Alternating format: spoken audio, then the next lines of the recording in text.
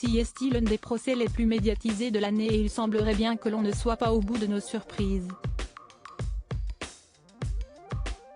Depuis le mi-août, Benjamin Mendy est sur le banc des accusés dans le procès qui l'oppose à 7 femmes différentes qu'il accuse de 8 viols, une tentative de viol et une agression sexuelle pour des faits qui se seraient déroulés entre octobre 2018 et août 2021.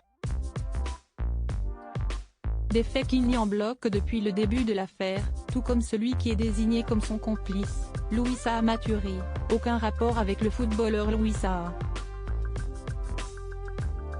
Les deux hommes assurent n'avoir rien fait d'illégal, mais les témoignages s'accumulent depuis près d'un mois et demi et de nombreuses femmes décrivent des scènes assez similaires. La plupart du temps, les faits reprochés au footballeur de 28 ans se déroulent dans son manoir, situé à l'écart du voisinage et dont l'intérieur a fait l'objet de beaucoup d'interrogations de la part des jurés.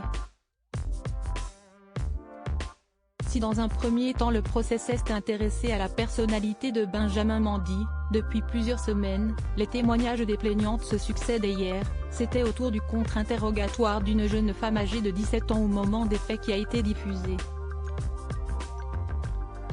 Cette dernière affirme avoir été violée à 2 reprises par le footballeur, puis 2 autres fois par Louis Saha Maturi, le 23 août 2021. Des faits qui se seraient déroulés chez le joueur, mais également dans un appartement loué par son complice dans le centre-ville de Manchester.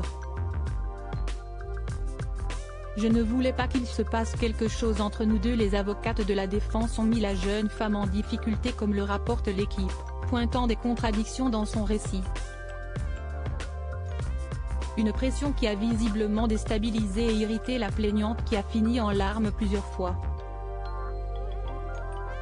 Malgré tout, elle a poursuivi son récit, indiquant s'être retrouvée dans un bureau du manoir de Benjamin Mendy qu'elle pensait fermé. Il l'aurait alors violée par voie vaginale et orale. Je ne voulais pas qu'il se passe quelque chose entre nous deux, assure-t-elle, avant de dévoiler le texto qu'elle aurait reçu le lendemain, n'oublie pas la pilule. La jeune femme indique également que le champion du monde l'a contraint à lui faire une fellation.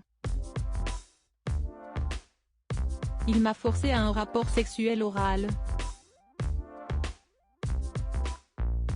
Je l'ai faite mais je n'ai pas dit que je le voulais, raconte-t-elle en pleurs face aux avocates des accusés, assurant avoir eu tellement peur lors de ce moment traumatisant.